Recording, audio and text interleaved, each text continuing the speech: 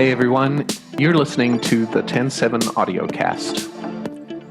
I'm your host, Ivan Stegich, and this is episode 20 of the podcast where we get together every fortnight to explore technology, business, and the humans that direct it. This week, Eric Zakovich, principal consultant at Employee Strategies, an organizational development and improvement firm, is on to talk about their mission to create great places to work. Eric, welcome to the TEN7 Audiocast. Thank you for having me. I'm excited to be here. And number 20, congratulations on hitting that number. Thank you. It's taken us a while to figure it out, but I think we're doing okay. So, Eric, you grew up in Wisconsin and made your way to Minneapolis by the University of Minnesota. Why Minnesota? Well, there's a really easy answer to that. There's this deal called reciprocity where they give you the same state, same tuition rates as in-state. That was certainly a factor, the economics of it. But also Minneapolis as a region or a city was just a really attractive place to live and work. And I thought, maybe I'd like to stay there. Maybe I'd like to live there. It seems like the kind of area that I might want to make my home. So that was attractive. When I went off to school, I didn't know what I wanted to be when I grew up. Logic to me said that, the bigger the university, the more options, the more places to go, the more different kinds of people you'll meet, the more companies that might be in the area to make a career at. That guided my decision to come to Minnesota, and I pretty much stayed ever since. And what was the focus of your work? What did it end up being? Because you just mentioned that you didn't exactly know. So how did that evolve? There was a couple things that interested me in my time at school. My major ended up being political science. What I wanted to do was actually be a lawyer, which wouldn't have suited me in hindsight. And something in the pit of my stomach about a month or so before I was scheduled to start law school told me don't go. So I withdrew and needed to find a job. That left me kind of unsure what to do with political science. But backing up a little bit about what interested me in that major, it really is all about how do groups of people, how do big in a political environment, in a national or in a state, any sort of governmental organization, how do you get decisions made? How do you get groups of people to work together? How do you make things better? That was what kind of drew me to that arena or that area of study. It was really how do you get groups of people working together, and that guided my way here, I guess. And you certainly work with different sized groups of people in your everyday work with employee strategies. Tell us about your first job out of college. I know that it wasn't at Employee Strategies. Right. I know there must have been something in between, right? Right. Oh, yeah. The first one I would probably mention, and there's a connection to Employee Strategies. I took a contractor job. So if you've ever heard Manpower, again, this is in the time where I didn't know what I wanted to be yet.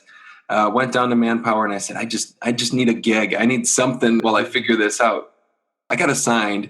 I don't know if it was luck, fate, just chance. I got assigned to a position at a local utility.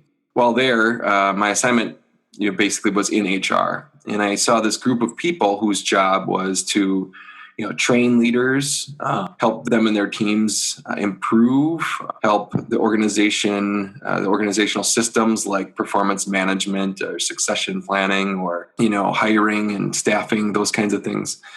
Design them in a way that, intentionally guides the organization in the direction it wants to go. And I saw this team and I thought, well, that's really interesting. That kind of work, I didn't know that was a job. I frankly, I didn't know that was a career I could even pursue.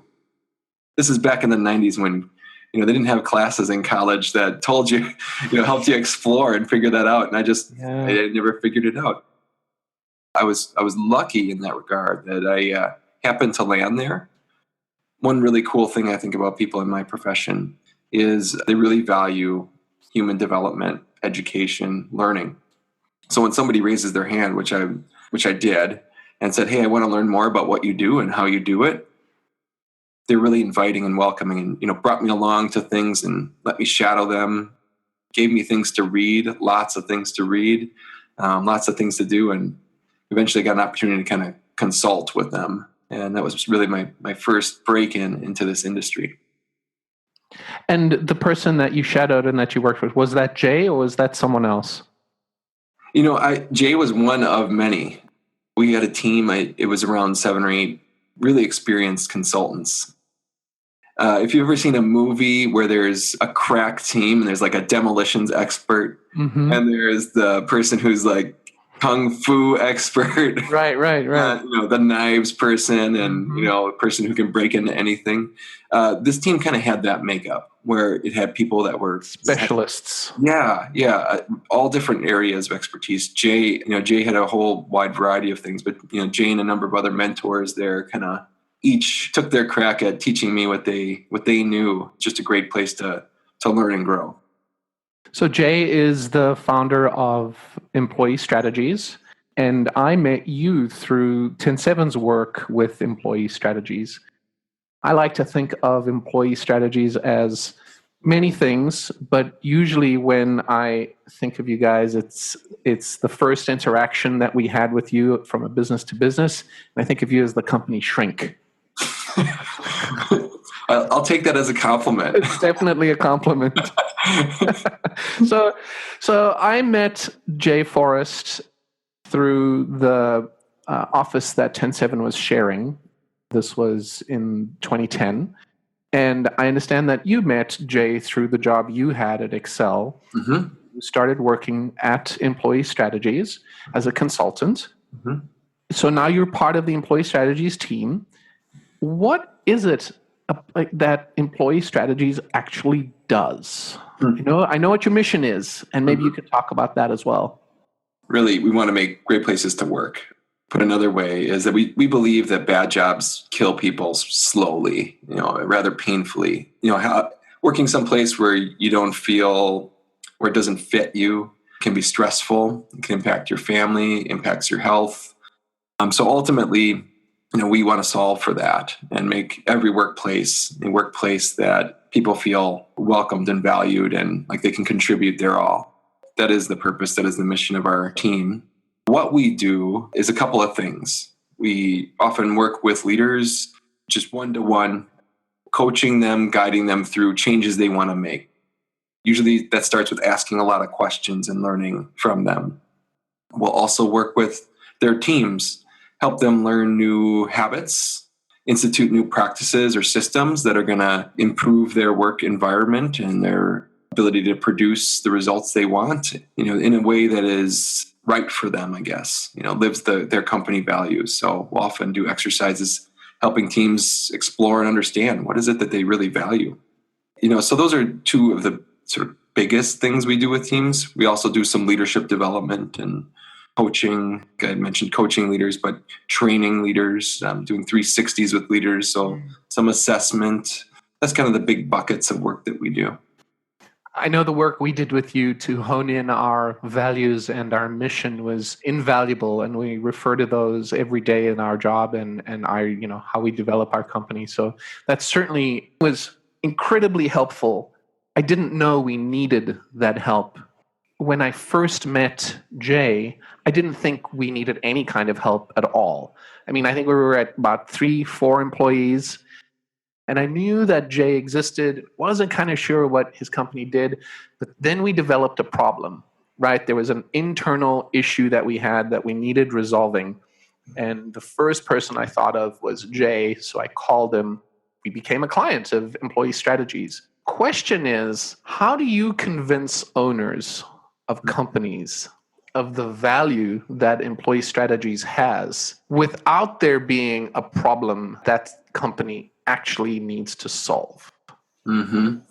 Oh, that's a really great question. If we can get to the bottom of this, I think our sales will take off. Okay, good. Yeah. I would like a cut, please. Sounds great. There has to be something there. No organization doesn't have a challenge. Whether you're growing so fast that you can't keep up with your customers' demand, and maybe you can't attract enough talent, or you're not growing fast enough, or you're not able to sustain your business. Maybe there's internal pain points, like you've got employees in conflict, or you have some alignment problem. Maybe you're focused on too many things and nothing's getting done. There's always some reason that we start working with a client. If everything's perfect, which really in reality, if we're all really honest with ourselves, there's nothing that's perfect in any of our either personal lives or organizational lives. Mm-hmm. We don't have something we're not able to help. We can't convince the client. Our role is more to understand what the client's needs are and try to help them understand it. Like you had said, you didn't know that you wanted to clarify your values. But when we started working together and we asked you some questions about what they were, it was hard to sort of wrap your words around or articulate it. Mm-hmm. And as a result, you got clear of that and you could make all sorts of changes within your team. So prospecting for new clients is then inherently difficult because you can't just send an email or have a phone call or a cold call with someone and say, hey, you should hire us. You really have to depend on the network and the relationships you have, and you need to have an element of trust so that someone will believe you that you can help them. How do you prospect for clients that don't know they need you? That's a great question. I mean, most of our business comes from our relationships that we develop with people, and it's rarely the first conversation we have with somebody. We're always having coffees, right? We drink a lot of coffee. I've developed what I'd say is an immunity to caffeine. It has no discernible effect on me at this point. We're really interested, curious, and we love meeting people. And to do this work, you have to really enjoy people and all parts of them. You're meeting with people that are sometimes in just a ton of pain, typically not physical, but they're experiencing a lot of pain in their organizations. And perhaps they express that pain to a colleague who says, I worked with Eric or Jay or employee strategies, and you should talk to them. They helped me think about my pain and, valuable conversation I had with them, or I did some work with them. So those referrals that we get, those are the thing that leads to most of our business. It's really word of mouth. We're not the kind of business that could put up a billboard or put our face on the bus stop or really any other way. And you, of course, your work, it's not all touchy and feely. And that's one of the wonderful aspects of your company that I appreciate. It's in tune with the humans that work for us, for in our team, with their emotions. But your work is also based on research, on data, on theories and science that has proven results of the many years of organizational development. How do you balance those two aspects in your company, but specifically targeted towards the needs of your client? Because I would imagine you have different clients with different needs, right? Maybe you have to, how do you balance that? Absolutely. The first thing we do is we collect a lot of data. You probably recall we did some surveys with your customers, got input. We asked you a lot of questions.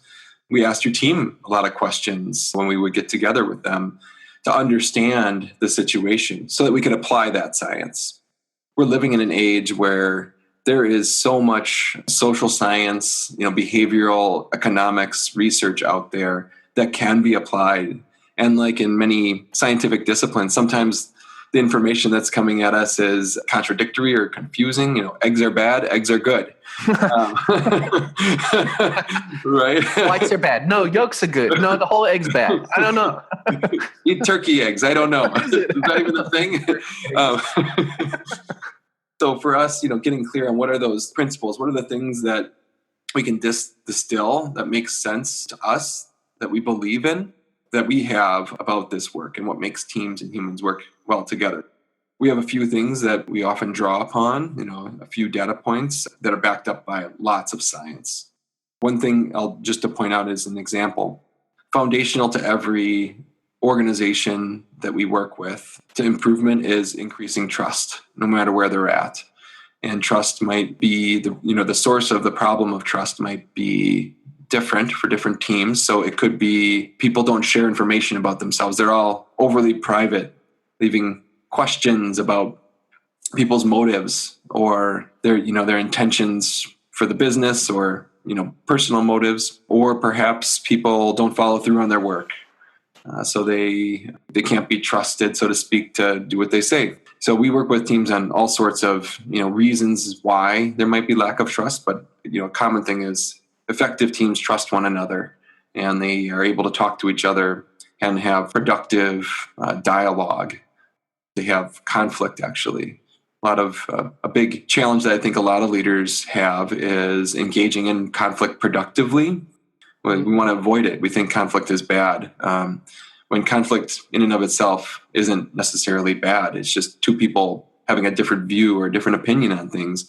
And once we can help leaders and teams learn that, they're much more equipped to be able to lean into that conflict and resolve it so they can move forward on whatever it is that we need to move forward on.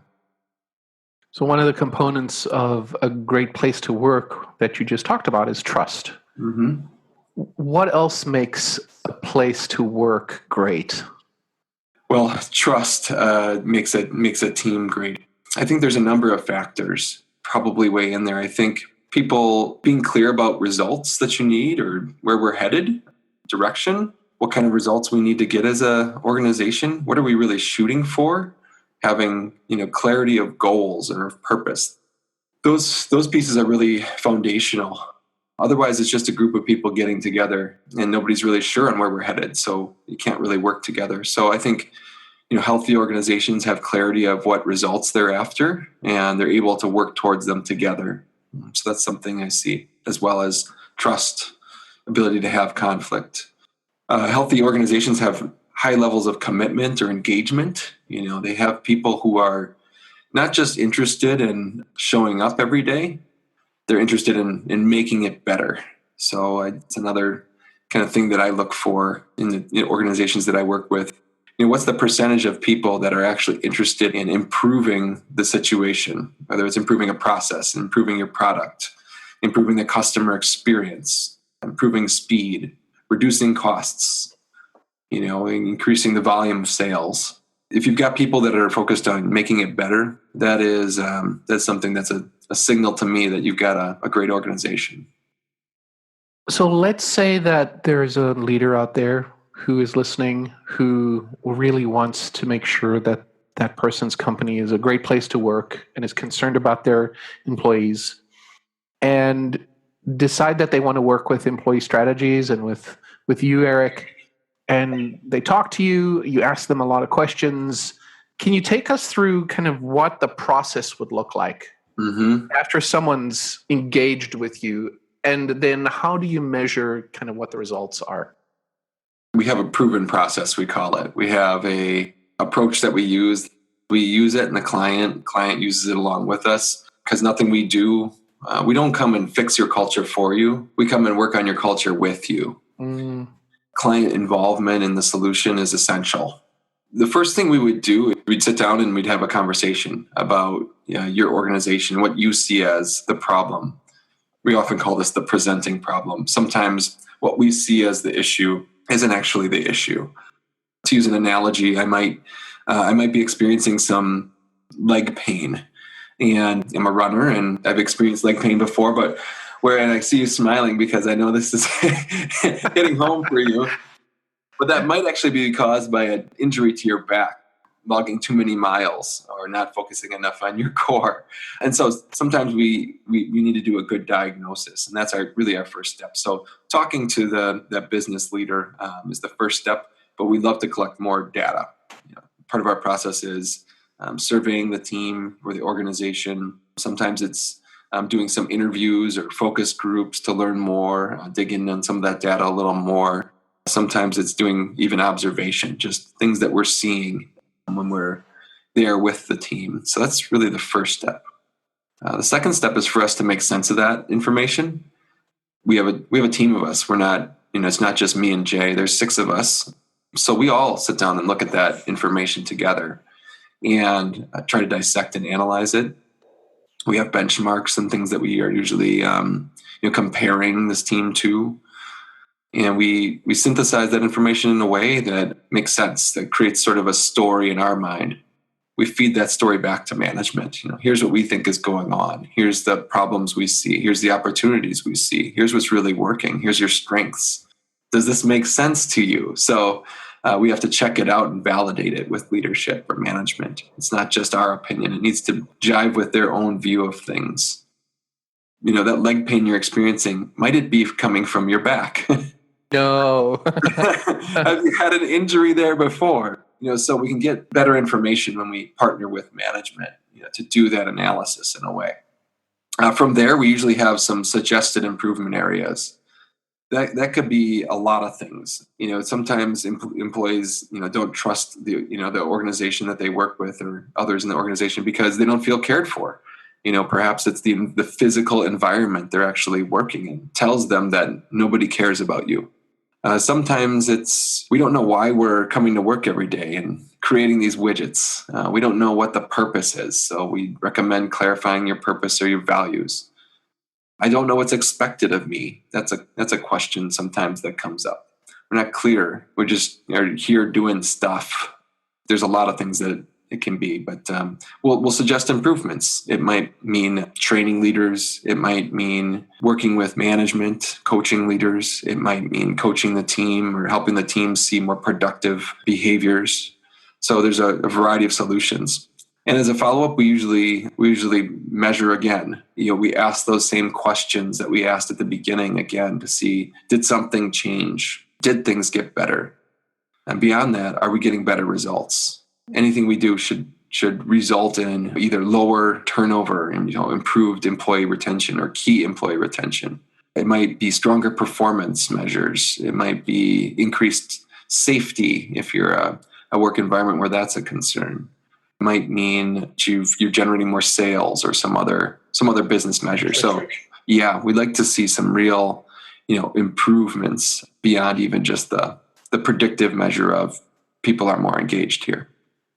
One of the steps you mentioned was taking this synthesized data that you've looked at as a team and bringing it back to leadership or to management and saying, does this make sense to you? How do you deal with resistance that you get from management? Sometimes there's wisdom in that resistance. Sometimes there's a reason for it. Perhaps this is a big shock to management. One time put our lessons learned on blast. If you've ever seen Bob Ross, Bob Ross. Yeah. He sometimes says, "What a happy mistake!" I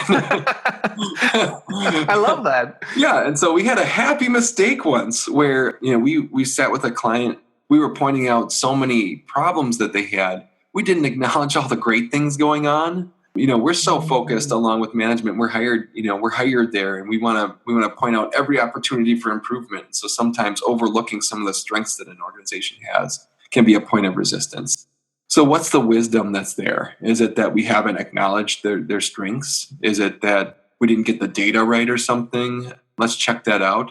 Sometimes it's, this is change. This is very personal to leaders.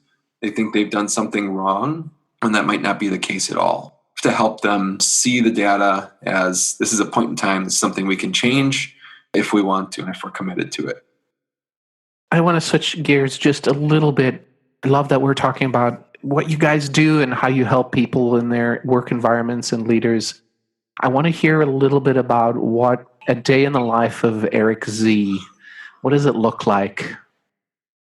This is a good question. A day in the life? A work day. Work day. Yeah, good. You start out and you run 10 miles in the morning, and then you go to work and you run another 5 for lunch. And yeah. Oh, right. I wish. My body wishes that was the case too. Day in the work life, it's a really varied day. It can be a lot of things.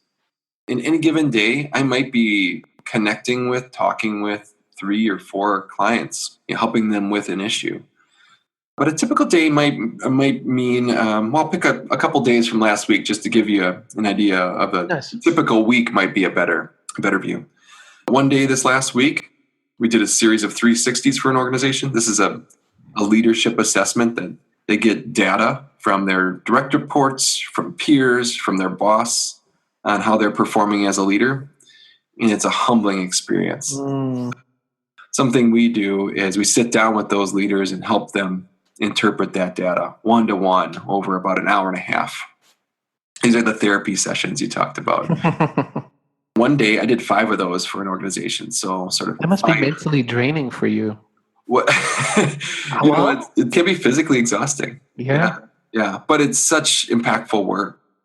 You walk away from each of those conversations filled with sense of excitement for that person because they've got just a couple of things that they might need to work on that are going to make a big difference for them and probably for their teams too. So really impactful to do that work. But that was one day this past week. I did just that for a day. Another typical day might be facilitating a team retreat. I had a day this last week where I was with a group of 8 leaders from an organization, and we planned out their goals for this next year. And not just their organizational goals, but their team member goals. They're a call center. So what do team members need to do to meet those organizational goals? And then what do they as leaders need to do to help their team members meet those goals? Mapping that all out, making sure it's all aligned and that the team is in agreement so that they can be committed. That was the purpose of that retreat. I facilitated a retreat one day. Other days might be connecting with some prospective clients to understand their needs. Oftentimes there's follow-up work from that. Somebody might ask me for proposals, so I'll have to articulate what I heard them say. So those are some examples of typical moments in my week. It's really varied, and it's usually pretty exhilarating. What you described seemed like a lot of interaction with other people in real time, in face to face. I was going to ask you what your favorite part of the day or week is, but I think you may have just described your favorite parts. I can't believe that you don't sit down and do some email and instant messaging and Slack and so on as well. So, can you pick your favorite part?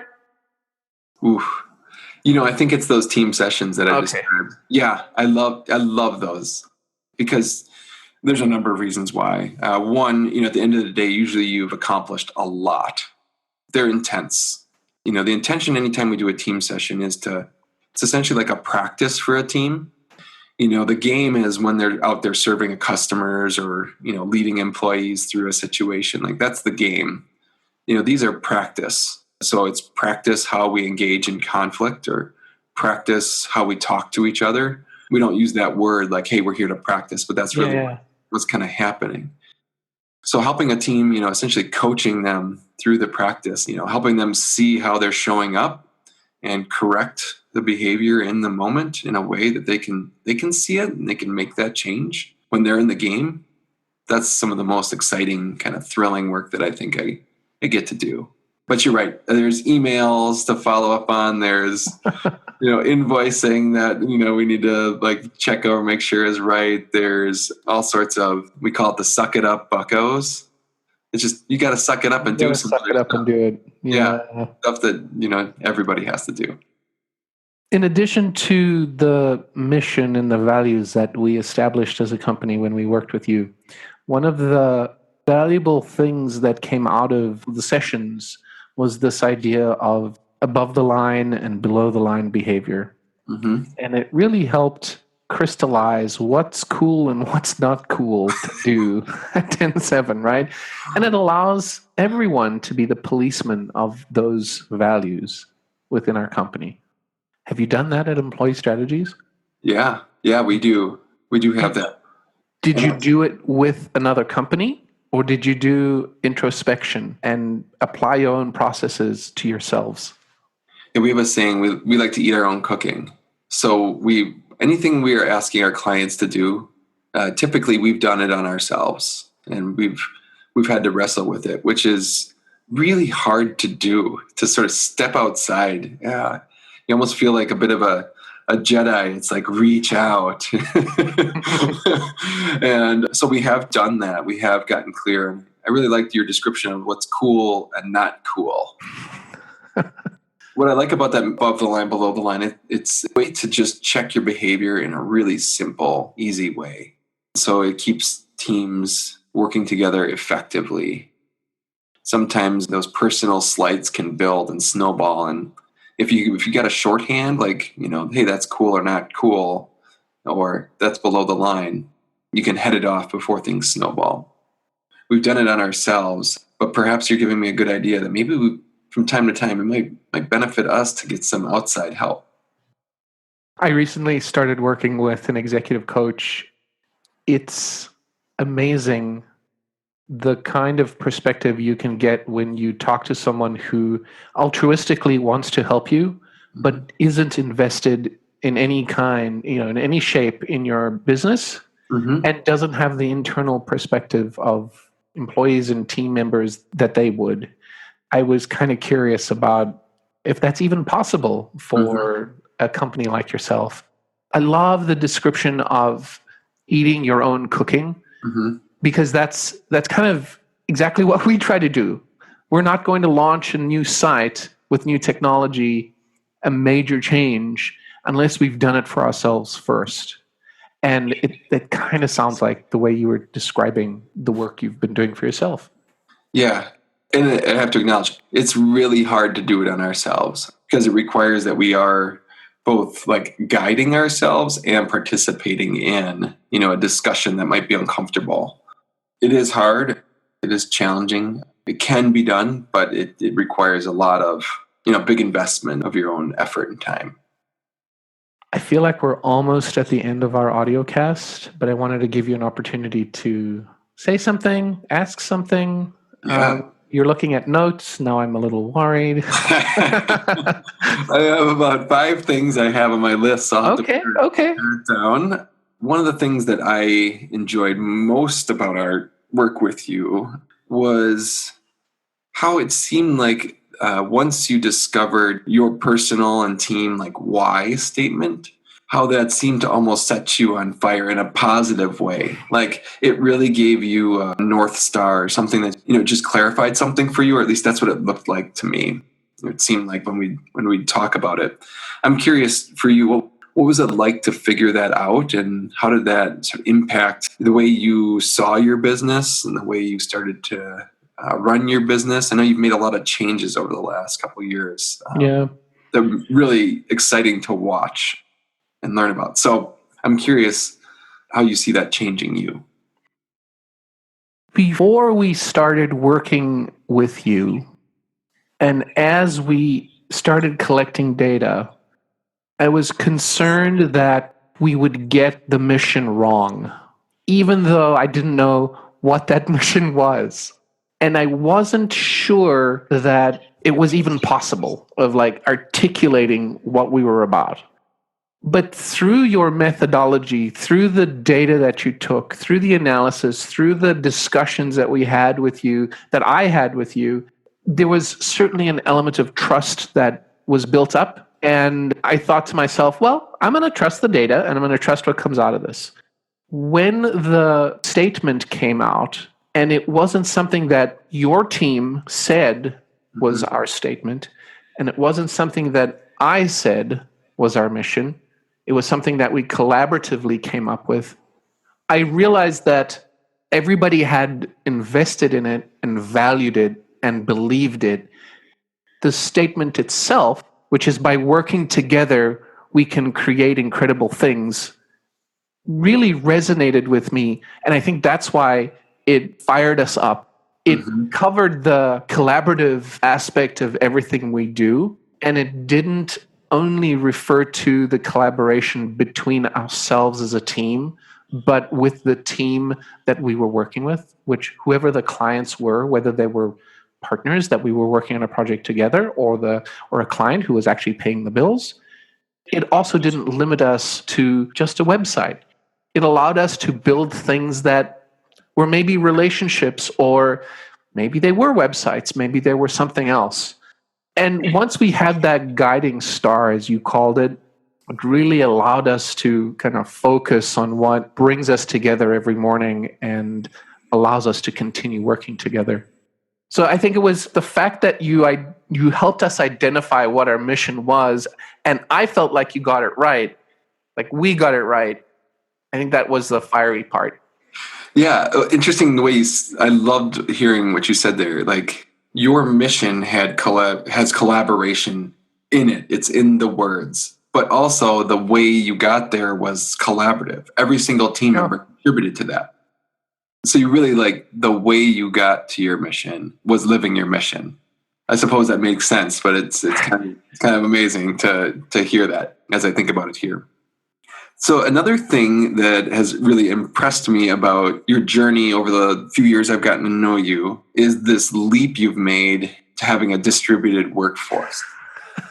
It's amazing to go from, the office that you guys had, which was really cool, by the way. I love the light that hung over the conference table with the Super Mario.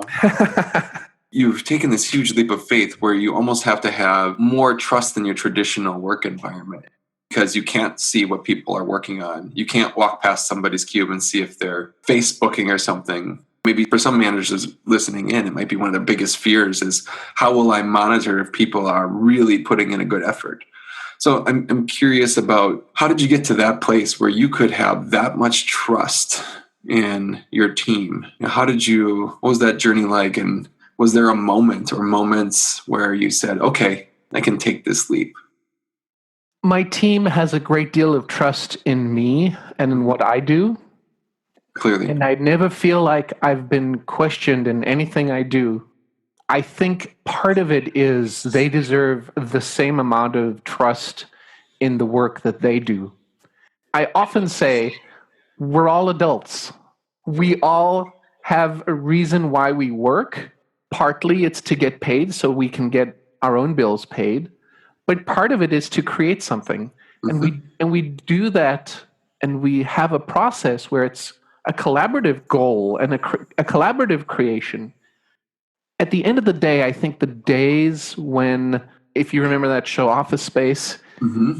when boss dude with the weird glasses walks out to Cubeland and visually surveys the area to make sure that everybody's there, and that's a measure of work production, those days are gone. If that's still occurring, my opinion is that management and those leaders aren't truly grasping what productivity and what engaged workforce really is. I remember the day when I decided we were going to become distributed. It was the day I had a conversation with one of our developers who said, I feel like I can get a whole lot more work done when I'm at home. The commute is, eating away time I don't really want it to eat away. We've already tried working, 1 day a week, 2 days a week at home as a team. I would like to try doing it 24/7. I have to admit I was a little nervous. And when I thought about why I was nervous, I realized that there really wasn't a reason to be. This guy was going to be doing the same thing he was doing at his desk in the office, at home. He was probably going to be happier because he wouldn't have to fight finding parking downtown Minneapolis, setting up, walking in, and doing the same thing over in the evening. And honestly, we have the tools that can bring us together. And I think being able to give that trust to one person and then realizing that it's the same across everyone was instrumental. I don't know what part of the brain makes you still cling on to the past in certain, like for fear. Maybe it's a fear response. Consciously, I knew that this was what we were going to do. I decided that we were going to do that. I kept around the in-person meetings to still have kind of face-to-face meetings and presence. It's not necessary for work, mm-hmm. and for servicing our clients and for servicing our professional development. We have tools that can help us do that. But there is something about being together in a team environment that physically in presence is still necessary. I feel like we do that on a fairly regular basis now. It's maybe once a month. I don't know how that's going to change over the next year. I do know that other distributed companies all have at least one annual retreat. Everybody goes and attends, and it becomes a little harder when you're at 50 or 60 employees to do that. And so what ends up happening is they have 2 retreats a year where specific teams that are maybe functionally similar end up having their own separate retreat. And there's still value to being there in person. To answer your question, I think it has to do with trust. You have to be able to trust your employees, and it's a respectful thing to do, especially when they have that amount of trust in you. That's great. I have one more question, but I don't know if we have time. We have time. We can make time. Okay. So you have 4 values that kind of came out of some of the work that we did.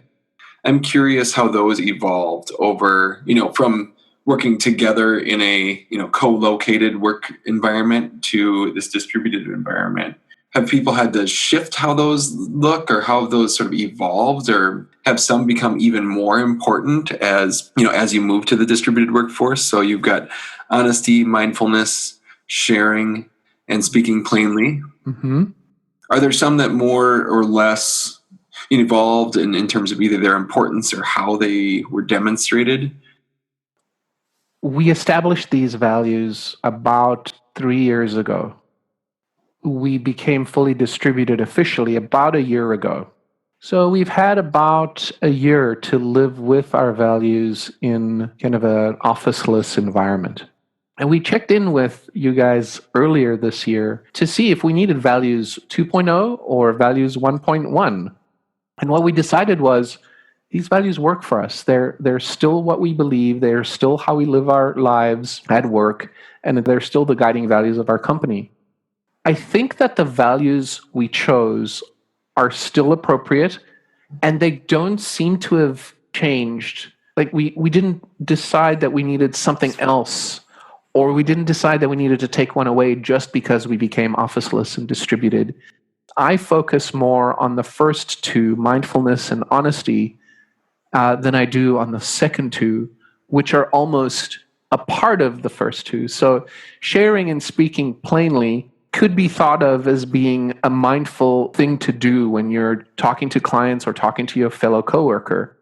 I think you do need to have honesty when you're working at home alone, and you do have to be mindful of your time, because you can get distracted and you can get so logistically and tactically. Mindfulness at home, when you're distributed, you have to be more stringent about it. Mm-hmm. And honestly, you have to be honest. You have to be more honest when you're at home and not in the office. Mm-hmm. Because you're saying, I'm checking in. And are you checking in? Well, we trust you're checking in. You're there, you're working. I don't think our values have changed. I think I probably focus more on the first 2. And it'll be interesting to see how the next year evolves. Maybe the distributed officeless environment will have us add or tweak, but not so far. Well, it's really interesting to hear. We didn't have another client that made a change like this, and their value. To hear that your values have endured suggests to me that you really got them right. There's not a right or wrong with what values an organization picks. I guess what would be wrong would be if an organization picked something that's inauthentic to who they are. I've walked into big corporations where they have their values kind of plastered on the wall, and they're always things like, it's always collaboration and integrity.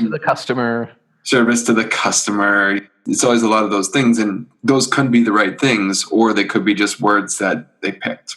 And to hear that these values have endured for you is just exciting, and I'm enjoying kind of following your journey here. So congratulations. Thank you. We couldn't have done it without you guys. You guys have been great, and I'm looking forward to 2018 and to everything that's in store for next year. Thank you. I am too. Well, I do think that unless you have more questions, which I loved, by the way. I loved being able to do this backwards and forwards. It's been wonderful. I think that actually does bring us to the end of this audio cast. Eric, thank you so much for sharing your insights today with us. Thank you for having me. This was a lot of fun. Please visit us at TEN7.com and keep an eye out on our blog for future episodes. This is Ivan Stegic. Thank you for listening.